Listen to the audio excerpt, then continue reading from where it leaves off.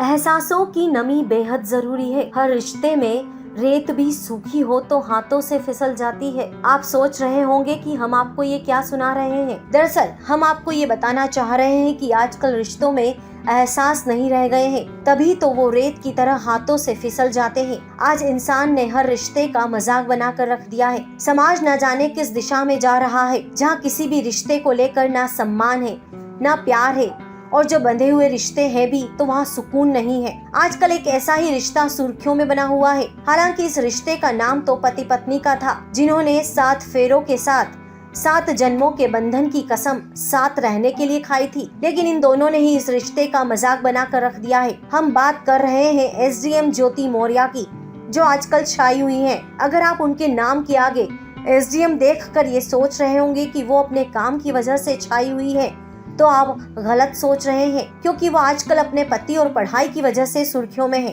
गौरतलब है कि बनारस की रहने वाली एसडीएम ज्योति मौर्य और उनके पति सफाई कर्मी आलोक मौर्य के बीच विवाद दिनों दिन बढ़ता ही जा रहा है। इस पति पत्नी के जोड़े ने एक दूसरे पर गंभीर आरोप लगाए हैं। ज्योति ने तलाक के लिए अर्जी देकर आलोक के खिलाफ केस दर्ज करवाया है, तो वहीं आलोक ने हत्या की साजिश का आरोप ज्योति पर लगा दिया है। शादी, प्यार, नफरत और विवाद के बीच इन दोनों की कड़वाहट भरी जिंदगी किस मोड़ पर जाएगी, ये तो कोई नहीं जानता है, लेकिन सवाल कई उठ रहे हैं। पीसीएस अफसर ज्योति और उनके पति आलोक का रिश्ता शादी के बाद साल 2022 तक तो ठीक रहा, लेकिन साल 2023 की शुरुआत होते ही दोनों के बीच दरार पड़ने लगी, और दरार ऐसी पड़ी कि दोनों ने एक दूसरे पर गंभीर आरोप लगाने शुरू कर दिए और मामला पुलिस तक जा पहुंचा। साल 2010 में ज्योति मौर्य और आलोक मौर्य की शादी हुई। उस वक्त ज्योति ग्रेजुएशन कर रही थी। शादी के बाद ज्योति ने अपनी ग्रेजुएशन की पढ़ाई पूरी की। ज्योति यूपी के बनारस की रहने वाली है। उनके पिता चक्की चलाते हैं और पूरा परिवार उन पर ही निर्भर है। तो वहीं ज्योति के पति आलोक मौर्य प्रयागराज के रहने वाले हैं। आलोक के पिता रिटायर्ड टीचर हैं। आलोक ने प्रयागराज से ग्रेजुएशन के बाद कॉम्पिटिशन एग्जाम की तैयारियां शुरू कर दी, और इसी बीच पंचायती राज विभाग में उन्हें सफाई कर्मचारी के तौर पर नौकरी मिल गई। पुलिस में भी सिलेक्शन हुआ, लेकिन वो किसी वजह से ज्वाइन नहीं कर पाए। फिलहाल आलोक प्रतापगढ़ जिले में पंचायती राज विभाग में कार्यरत है। ज्योति ने शादी के बाद ससुराल में जाकर अपनी ग्रेजुएशन की पढ़ाई पूरी की। उनके पति आलोक ने उन्हें यूपीपीएससी की कोचिंग के लिए प्रयागराज भेजा। ज्योति पढ़ाई में होशियार थी, इसलिए उनकी मेहनत रंग लाई।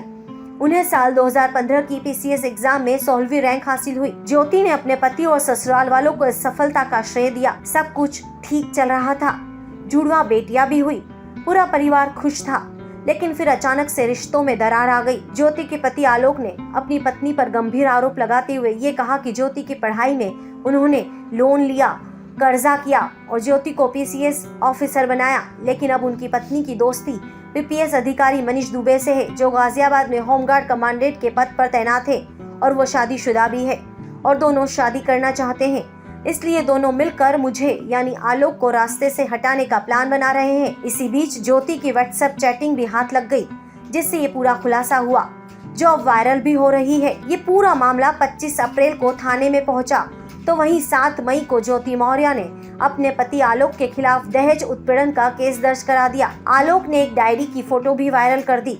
आलोक के मुताबिक उस डायरी में ज्योति जिससे वसूली करती थी वो सब है। हालांकि इस बात की पुलिस तस्दीक कर रही है और पूरे मामले की जांच की जा रही है। दोनों के तलाक का केस भी कोर्ट में है। इस पूरे मामले में आगे क्या होगा ये तो जांच का विषय है, लेकिन समाज के सामने एक सवाल तो खड़ा हो ही गया है कि सरकार के जिम्मेदार पद पर रहने वाले क्या संदेश देना चाह रहे हैं। साथ ही एक सवाल और खड़ा होता है कि क्या पति पत्नी के पवित्र रिश्ते की मर्यादा को इस तरह से समाज के सामने तार तार करना क्या सिखाएगा।